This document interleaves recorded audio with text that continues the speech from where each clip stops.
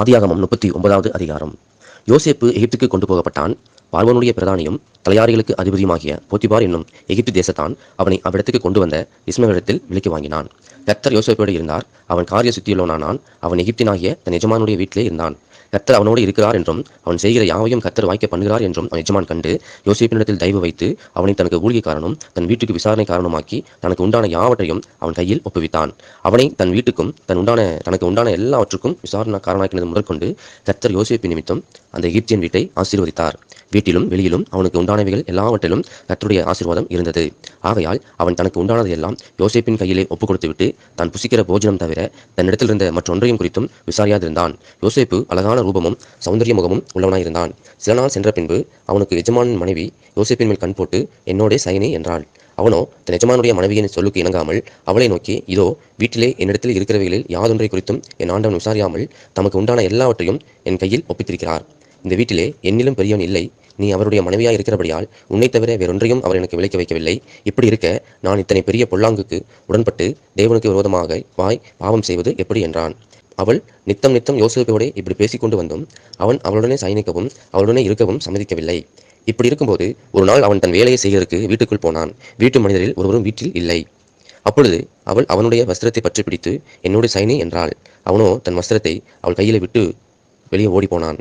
அவன் தன் வஸ்திரத்தை அவள் கையில் விட்டு வெளியே ஓடிப்போனதை அவள் கண்டபோது அவள் தன் வீட்டு மனிதரை கூப்பிட்டு, பாருங்கள், எபிரேய மனுஷன் நம்மிடத்தில் சரசம் பண்ணும்படிக்கு அவனை நமக்குள் கொண்டு வந்தார். அவன் என்னோடு சயனிக்கும்படிக்கு என்னிடத்தில் வந்தான். நான் மிகுந்த சத்தமிட்டு கூப்பிட்டேன். நான் சத்தமிட்டு கூப்பிடுகிறதை அவன் கேட்டு தன் வஸ்திரத்தை என்னிடத்தில் விட்டு வெளியே ஓடி போய்விட்டான் என்று சொன்னாள். அவனுடைய எஜமான் வீட்டுக்கு வருமளவும் அவனுடைய வஸ்திரத்தை தன்னிடத்தில் வைத்திருந்து அவனை நோக்கி, நீர் நம்மிடத்தில் கொண்டு வந்த அந்த எபிரேய வேலைக்காரன் சரசம் பண்ணும்படிக்கு என்னிடத்தில் வந்தான். அப்பொழுது நான் சத்தமிட்டு கூப்பிட்டேன். அவன் தன் வஸ்திரத்தை என்னிடத்தில் விட்டு வெளியே ஓடிப்போனான் என்றாள். உம்முடைய வேலைக்காரன் எனக்கு இப்படி செய்தான் என்று தன் மனைவி தன்னோடே சொன்ன வார்த்தைகளை அவனுடைய எஜமான் கேட்டபோது அவனுக்கு கோபம் உள்ளது. யோசேப்பின் எஜமான் அவனை பிடித்து ராஜாவின் கட்டளையால் காவல் வைக்கப்பட்டவர்கள் இருக்கும் சிறைச்சாலையிலே அவனை ஒப்புவித்தான். அந்த சிறைச்சாலையில் அவன் இருந்தான். கர்த்தரோ யோசேப்போடே இருந்து அவன் மேல் கிருபை வைத்து சிறைச்சாலை தலைவனுடைய தயவு அவனுக்கு கிடைக்கும்படி செய்தார். சிறைச்சாலை தலைவன் சிறைச்சாலையில் வைக்கப்பட்ட யாவரையும் யோசேப்பின் கையிலே ஒப்புவித்தான். அங்கே அவர்கள் செய்வதெல்லாவற்றையும் யோசேப்பு செய்வித்தான். கர்த்தர் அவனோடு இருந்தபடினாலும் அவன் எதை செய்தானோ அதை கர்த்தர் வாய்க்க பண்ணினபடினாலும் அவன் வாசமாயிருந்த யாதொன்றையும் குறித்து சிறைச்சாலை தலைவன் விசாரிக்கவில்லை. ஆதியாகமம் 40வது அதிகாரம். இந்த நடவடிக்கைகளுக்கு பின்பு எகிப்து ராஜாவுக்கு பானபாத்திரக்காரனும் சுயம்பாகியும் எகிப்து ராஜாவாகிய தங்கள் ஆண்டவனுக்கு குற்றம் செய்தார்கள். பார்வோன் தன் பானபாத்திரக்காரனின் தலைவனும் சுயம்பாகிகளின் தலைவனும் ஆகிய இவ்விரண்டு பிரதானிகள் மேலும் கடும் கோபம் கொண்டு அவர்களை யோசேப்பு வைக்கப்பட்டிருந்த இடமும் தலையாரிகளின் அதிபதியின் வீடுமாகிய சிறைச்சாலையிலே காவல் பண்ணிவித்தான். தலையாரிகளின் அதிபதி அவர்களை விசாரிக்கும்படி யோசேப்பின் வசத்தில் ஒப்புவித்தான். அவன் அவர்களை விசாரித்து வந்தான். அவர்கள் அநேக நாள் காவலில் இருந்தார்கள்.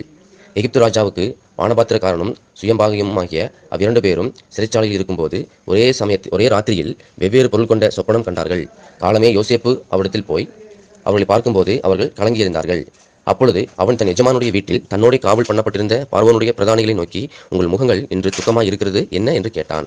அதற்கு அவர்கள், சொப்பனம் கண்டோம், அதற்கு அர்த்தம் சொல்கிறவன் ஒருவனும் இல்லை என்றார்கள். அதற்கு யோசேப்பு, சொப்பனத்துக்கு அர்த்தம் சொல்லுதல் தேவனுக்கு உரியது அல்லவா? அவைகளை என்னிடத்தில் சொல்லுங்கள் என்றான். அப்பொழுது பானபாத்திரக்காரரின் தலைவன் யோசேப்பை நோக்கி, என் சொப்பனத்திலே ஒரு திராட்சை செடி எனக்கு முன்பாக இருக்க கண்டேன். அந்த திராட்சை செடியிலே 3 கொடிகள் இருந்தது. அது துளிர்க்கிறதாய் இருந்தது. அதில் பூக்கள் மலர்ந்திருந்தது. அதன் குலைகள் பழுத்த பழங்களாய் இருந்தது. பார்வோனுடைய பாத்திரம் என் கையிலே இருந்தது. நான் அந்த பழங்களை பறித்து அவைகளை பார்வோனுடைய பாத்திரத்தில் பிழிந்து அந்த பாத்திரத்தை பார்வோனுடைய கையிலே கொடுத்தேன் என்று தன் சொப்பனத்தை சொன்னான். அதுக்கு யோசேப்பு, அந்த 3 கொடிகளும் 3 நாளாம். 3 நாளுக்குள்ளே பார்வோன் உன் தலையை உயர்த்தி உன்னை மறுபடியும் உன் நிலையிலே நிறுத்துவார். முன்னே அவருக்கு பானம் கொடுக்க வந்த வழக்கத்தின்படி பார்வோனின் பாத்திரத்தை அவர் கையிலே கொடுப்பாய். இதுதான் அது அர்த்தம் என்று சொன்னதுமன்றி, நீ வாழ்வடைந்திருக்கும் போது என்னை நினைத்து என் மேல் தயவு வைத்து என் காரியத்தை பார்வோனுக்கு அறிவித்து இந்த இடத்திலிருந்து என்னை விடுதலையாக்க வேண்டும். நான் எபிரேயருடைய தேசத்திலிருந்து களவாய் கொண்டு வரப்பட்டேன். என்னை இந்த காவல் கிடங்கில் வைக்கும்படிக்கும் நான் இவ்விடத்தில் ஒன்றும் செய்யவில்லை என்றும் சொன்னான். அர்த்தம் நன்றாக இருக்கிறது என்று சுயம்பாகிகளின் தலைவன் கண்டு யோசேப்பை நோக்கி, நானும் என் சொப்பனத்தில் 3 வெள்ளை கூடைகள் என் தலையின் மேல் இருக்க கண்டேன். மேற்கூடையிலே பார்வோனுக்காக சமைக்கப்பட்ட சகலவித பலகாரங்களிலும் கொஞ்சம் கொஞ்சம் இருந்தது. என் தலையின் மேல் கூடையில் இருந்தவைகளை பறவைகள் வந்து பட்சித்தது என்றான். அதற்கு யோசேப்பு, அந்த 3 கூடைகளும் 3 நாளாம். இன்னும் 3 நாளைகளுக்குள்ளே பார்வோன் உன் தலையை உயர்த்தி உன்னை மரத்திலே தூக்கி போடுவார். அப்பொழுது பறவைகள் உன் மாம்சத்தை தின்னும். இதுதான் அந்த அர்த்தம் என்று சொன்னான். 3ஆம் நாள் பார்வோனுடைய ஜன்ம நாளாய் இருந்தது. அவன் தன் ஊழியக்காரர் எல்லாருக்கும் விருந்து பண்ணி பானபாத்திரக்காரருடைய தலைவன் தலையையும் சுயம்பாகிகளின் தலைவன் தலையையும் தன் உத்தியோகத்தின் நடுவே உயர்த்தி பானபாத்திரக்காரன் தலைவனை பானம் கொடுக்கிற தன் உத்தியோகத்திலே மறுபடியும் வைத்தான். அந்தபடியே அவன் பார்வோனுடைய கையிலே பாத்திரத்தை கொடுத்தான். சுயம்பாகிகளின் தலைவனையோ தூக்கி போட்டான். யோசேப்பு அவளுக்கு சொன்ன அர்த்தத்தின்படியே சம்பவித்தது. ஆனாலும் பானபாத்திரக்காரன் தலைவன் யோசேப்பை நினையாமல் அவனை மறந்துவிட்டான். ஆதியாகமம் 41வது அதிகாரம்.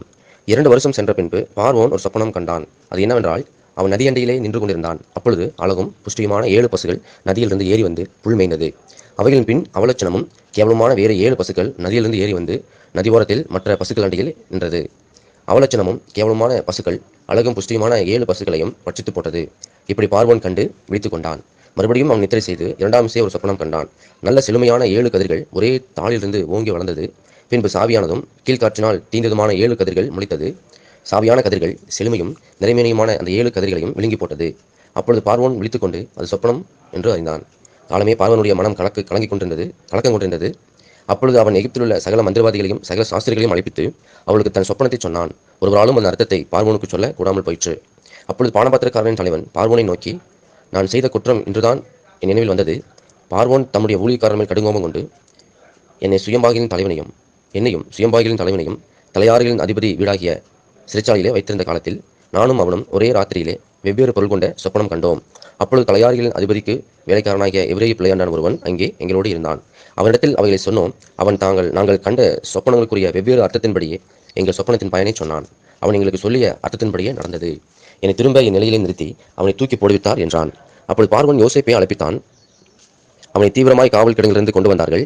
அவன் சவரம் பண்ணிக்கொண்டு வேறு வஸ்திரம் தரித்து பார்வோனிடத்தில் வந்தான். பார்வோன் யோசேப்பை நோக்கி, ஒரு சொப்பனம் கண்டேன், அதன் அர்த்தத்தை சொல்ல ஒருவரும் இல்லை. நீ ஒரு சொப்பனத்தை கேட்டால் அதன் அர்த்தத்தை சொல்லுவாய் என்று உன்னை குறித்து நான் கேள்விப்பட்டேன் என்றான். அப்பொழுது யோசேப்பு பார்வோனுக்கு பிரயுத்தரமாக, நான் அல்ல, தேவனே பார்வோனுக்கு மங்களமான உத்தரவு அருளிச்செய்வார் என்றான். பார்வோன் யோசேப்பை நோக்கி, என் சொப்பனத்திலே நான் நதி ஓரத்தில் நின்று கொண்டிருந்தேன். அழகும் புஷ்டியுமான 7 பசுக்கள் நதியிலிருந்து ஏறி வந்து புல் மேய்ந்தது. அவைகளின் பின் இளைத்ததும் மகா அவலட்சணமும் கேவலமான வேறு 7 பசுக்கள் ஏறி வந்தது. இவைகளைப் போல அவலட்சணமான பசுக்களை எகிப்து தேசம் எங்கும் நான் கண்டதில்லை. கேவலமும் அவலட்சணமான பசுக்கள் கொழுமையான முந்தின 7 பசுக்களையும் பட்சித்து போட்டது. இவைகளின் வயிற்றுக்குள் போயிற்றென்று தோன்றாமல் முன்பு இருந்தது போலவே அவலட்சணமாய் இருந்தது. இப்படி கண்டு விழித்துக் கொண்டேன். பின்னும் நான் என் சொப்பனத்திலே நிறைமேனியும் உள்ள 7 நல்ல கதிர்கள் ஒரே தாளிலிருந்து ஓங்கி வளர கண்டேன். பின்பு சாவியானவைகளும் கீழ்காற்றினால் தீந்து பதறானவைகளுமான 7 கதிர்கள் முளைத்தது. சாவியான கதிர்கள் அந்த 7 நல்ல கதிர்களையும் விழுங்கி போட்டது. இதை மந்திரவாதிகளிடத்தில் சொன்னேன். இதன் பொருளை எனக்கு விடுவிக்கிறவன் ஒருவனும் இல்லை என்றான். அப்பொழுது யோசேப்பு பார்வோனை நோக்கி, பார்வோனின் சொப்பனம் ஒன்றுதான். தேவன் தாம் செய்ய போகிறது என்னதென்று பார்வோனுக்கு அறிவித்திருக்கிறார். அந்த 7 நல்ல பசுக்களும் 7 வருஷமாம், அந்த 7 நல்ல கதிர்களும் 7 வருஷமாம். சொப்பனம் ஒன்றே. அவைகளின் பின் ஏறி வந்த கேவலமும் அவலட்சணமான 7 பசுகளும் 7 வருஷமாம். கீழ்காற்றினால் தீந்து சாவியான 7 கதிர்களும் 7 வருஷங்களுமாம். இவைகள் பஞ்சமுள்ள 7 வருஷங்களுமாம். பார்வோனுக்கு நான் சொல்ல வேண்டிய காரியம் இதுவே. தேவன் தாம் செய்ய போகிறதை பார்வோனுக்கு காண்பித்திருக்கிறார். எகிப்து தேசமெங்கும் பரிபூர்ணமான விளைவு உண்டாயிருக்கும் 7 வருஷம் வரும். அதன் பின் பஞ்சம் உண்டாயிருக்கும் 7 வருஷம் வரும். அப்பொழுது எகிப்து தேசத்தில் அந்த பரிபூர்ணமெல்லாம் மறக்கப்பட்டு போம். அந்த பஞ்சம் தேசத்தை பாழாக்கும். வரப்போகிற மகா கொடுமையான பஞ்சத்தால் தேசத்தில் முன்னிருந்த பரிபூர்ணமெல்லாம் ஒழிந்து போம்.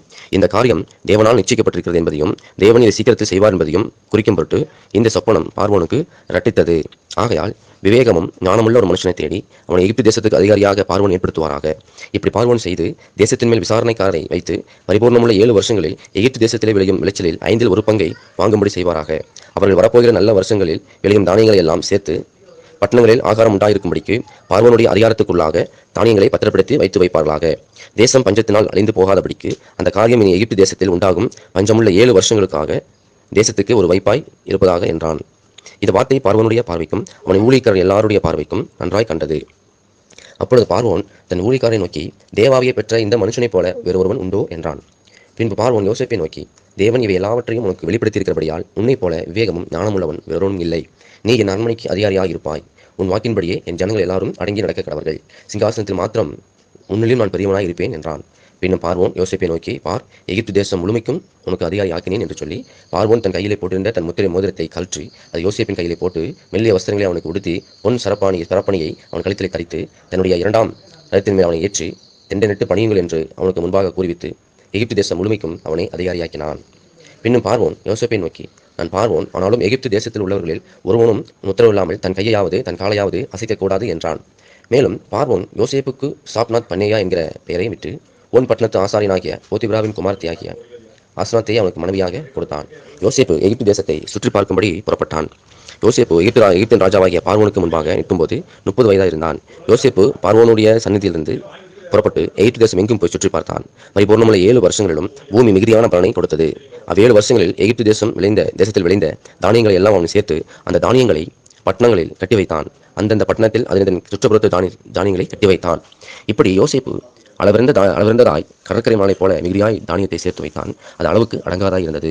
பஞ்சமுள்ள வருஷங்கள் வருவதற்கு முன்னே யோசேப்புக்கு 2 குமாரர் பிறந்தார்கள். அவர்களை ஓன் பட்டணத்து ஆசாரியனாகிய போத்திபிராவின் குமார்த்தியாகிய ஆஸ்நாத்து அவனுக்கு பெற்றாள். யோசேப்பு, என் வருத்தம் யாவையும் என் தகப்பன் குடும்பம் அனைத்தையும் நான் மறக்கும்படி தேவன் பண்ணினார் என்று சொல்லி மூத்தவனுக்கு மனாசே என்று பெயரிட்டான். நான் சிறுமிப்பட்டிருந்த தேசத்தில் தேவன் என்னை பழுகு பண்ணினார் என்று சொல்லி இளையவனுக்கு எப்ராயிம் என்று பெயரிட்டான். எகிப்து தேசத்தில் வந்த பரிபூர்ணமுள்ள 7 வருஷங்களும் முடிந்த பின் யோசேப்பு சொல்லியபடி 7 வருஷம் பஞ்சம் தொடங்கினது. சகல தேசங்களிலும் பஞ்சம் உண்டாயிற்று. ஆனாலும் எகிப்து தேசமெங்கும் ஆகாரம் இருந்தது.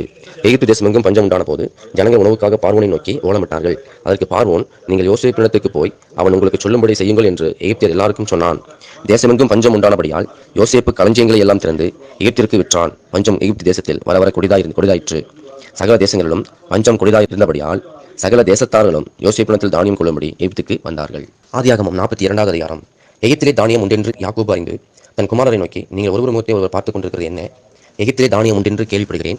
நாம் சாகாமல் உயிரோடு இருக்கும்படி நீங்கள் அவ்விடத்துக்கு போய் நமக்காக தானியம் கொள்ளுங்கள் என்றான். யோசேப்பின் சகோதரர் 10 பேர் தானியம் கொள்ள எகிப்துக்கு போனார்கள். யோசேப்பின் தம்பியாகிய பென்யமீனுக்கு ஏதோ மோசம் வரும் என்று சொல்லி யாக்கோபு அவன் சகோதரோடு அனுப்பவில்லை. கானான் தேசத்திலே பஞ்சம் உண்டாயிருந்தபடியால் தானியம் கொள்ளப் போகிறோடனே கூட இஸ்ரவேலின் குமாரன் போனார்கள். யோசேப்பு அத்தேசத்துக்கு அதிபதியாயிருந்து தேசத்தில் ஜனங்கள் யாவருக்கும் விற்றான். யோசேப்பின் சகோதரர் வந்து முங்குப்புற தரையில் விழுந்து அவனை வணங்கினார்கள். யோசேப்பு அவளை பார்த்து தன் சகோதரி என்று அறிந்து கொண்டான். அறிந்தும் அறியாதவன் போல கடினமாய் அவரோடு பேசி, நீங்கள் எங்கே இருந்து வந்தீர்கள் என்று கேட்டான். அதற்கு அவர்கள், கானான் தேசத்திலிருந்து தானியம் கொள்ள வந்தோம் என்றார்கள். யோசேப்பு அவளை தன் சகோதரர் என்று அறிந்தும் அவர்கள் அவனை அறியவில்லை.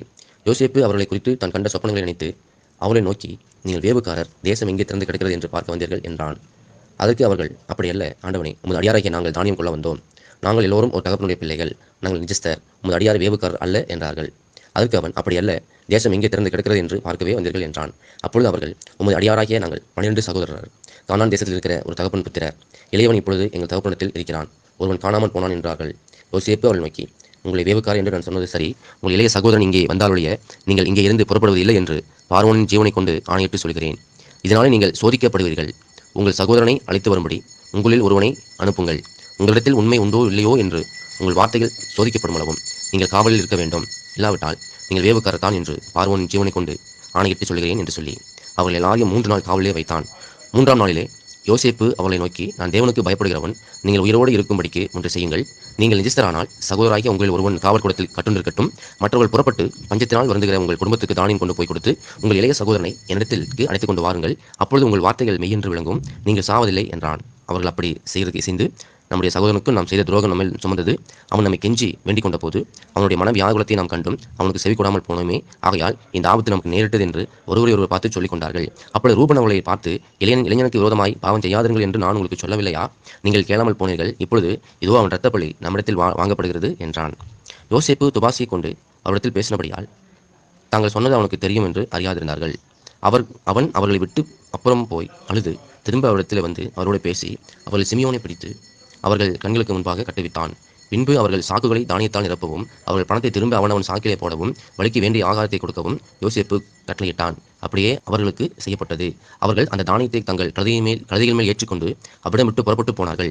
தங்குகிற இடத்திலே அவர்கள் ஒருவன் தன் கழுதைக்கு தீவனம் போட தன் சாக்கை திறந்தபோது சாக்கின் வாயிலே தன் பணம் இருக்கிறதைக் கண்டு தன் சகோதரை பார்த்து, என் பணம் திரும்ப வந்திருக்கிறது, இதோ என் சாக்கிலே இருக்கிறது என்றான். அப்பொழுது அவருடைய இருதயம் சோர்ந்து போய் அவர்கள் பயந்து ஒருவர் பார்த்து, தேவன் நமக்கு இப்படி செய்தது என்ன என்றார்கள். அவர்கள் கானான் தேசத்தில் உள்ள தங்கள் தகப்பனாகிய யாக்கோபினிடத்தில் வந்து தங்களுக்கு சம்பவித்தவை எல்லாம் அவனுக்கு அறிவித்து, தேசத்துக்கு அதிபதியாக இருக்கிறவன் எங்களை தேசத்தை வேவு பார்க்க வந்தவள் என்று எண்ணி எங்களோடு கடினமாய் பேசினான். நாங்களோ அவனை நோக்கி, நாங்கள் நிஜஸ்தர், வேவுக்காரர் அல்ல. நாங்கள் 12 சகோதரர், ஒரு தகப்பன் புத்திரர். ஒருவன் காணாமல் போனான். இளையவன் இப்பொழுது கானான் தேசத்தில் எங்கள் தகப்பனத்தில் இருக்கிறான் என்றோம். அப்பொழுது தேசத்தின் அதிபதியானவன், நீங்கள் நிஜஸ்தர் என்பதை நான் அறியும்படி உங்கள் சகோதரில் ஒருவனை நீங்கள் என்னிடத்தில் விட்டு பஞ்சத்தினால் வருந்துகிற உங்கள் குடும்பத்துக்கு தானியத்தை வாங்கி கொண்டு போய் கொடுத்து உங்கள் இளைய சகோதரனை என்னிடத்தில் அழைத்துக் கொண்டு வாருங்கள். அதனாலே நீங்கள் வேவுக்காரர் அல்ல, நிஜஸ்தர் என்பதை நான் அறிந்து கொண்டு உங்கள் சகோதரனை விடுதலை செய்வேன். நீங்கள் இந்த தேசத்திலே வியாபாரமும் பண்ணலாம் என்றான் என்று சொன்னார்கள். அவர்கள் தங்கள் சாக்குகளிலுள்ள தானியத்தை கொட்டுகையில் இதோ அவனவன் சாக்கிலே அவனவன் பணமுடிப்பு இருந்தது. அந்த பணமுடிப்புகளை அவர்களும் அவர்கள் தகப்பனும் கண்டு பயந்தார்கள். அவர்கள் தகப்பனாகிய யாக்கோபு அவர்களை நோக்கி, என்னை பிள்ளையற்றவனாக்குகிறீர்கள். யோசேப்பும் இல்லை, சிமியோனும் இல்லை, பென்யமீனையும் கொண்டு போக பார்க்கிறீர்கள். இதெல்லாம் எனக்கு விரோதமாய் நேரிடுகிறது என்றான். அப்பொழுது ரூபன் தன் தகப்பனை பார்த்து, அவனை என் கையில் ஒப்புவியும், நான் அவனை திரும்ப உம்மிடத்தில் கொண்டு வருவேன். அவனை கொண்டு வராவிட்டால் என் 2 குமாரரையும் கொன்று போடும் என்று சொன்னான். அதற்கு அவன், என் மகன் உங்களோடே கூட போவதில்லை. அவன் தமையன் இறந்து போனான். இவன் ஒருவன் மீதியாயிருக்கிறான். நீங்கள் போகும் வழியில் இவனுக்கு மோசம் நேரிட்டால் நீங்கள் என் நிறைமயிரை சஞ்சலத்தோடே பாதாளத்தில் இறங்க பண்ணுவீர்கள் என்றான்.